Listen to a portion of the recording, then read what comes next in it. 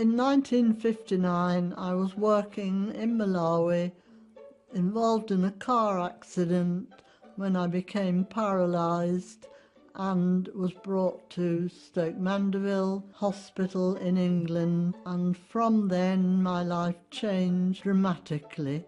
The director of the unit was Ludwig Gutmann, and his idea was movement. People just not allowed to lie there, becoming ill and miserable. It's paralysis that keeps the 200 contestants in wheelchairs, but it can't prevent them from being sportsmen. It just worked out that I happened to be quite good at archery, and I used to win the monthly competition quite often. In 1960, I was very lucky and very surprised to be invited to be in the team to go to the very first international sports event for wheelchair people in Rome. Visitors to the Vatican were 350 paralysed people who had competed over there in what they called the Paralympic Games. The Olympics had just taken place and we were going to stay in the Olympic Village in the same accommodation.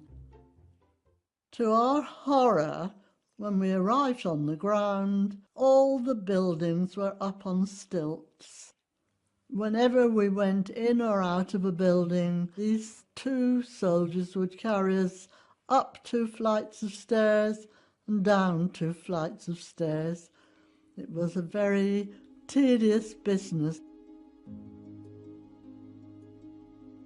During the whole of the games, there was such a togetherness, everybody making new friends, there was great camaraderie, and we just supported each other.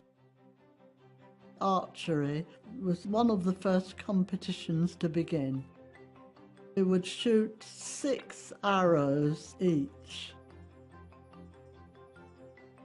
And then a little army of people, one for each target, would rush up to the target and collect the arrows, and the same thing happened again. I had no idea what my score was, and then I was allowed to go off and watch other people doing different events. We were put on the coaches ready to go back to the village. Somebody said, "Where's Margaret Maughan? We need her, she's needed for a medal ceremony." So they had to then proceed to lift me out of the coach, put me back into a wheelchair, and I was wheeled up a little ramp onto the leading position and presented with the gold medal. I wasn't really very excited about it, it had just happened. Everything was so bewildering. It's now known as the first medal won by a British person at the first Paralympic Games. I myself managed to take part in 5 Paralympics over the years. It's just a marvellous experience, the whole thing.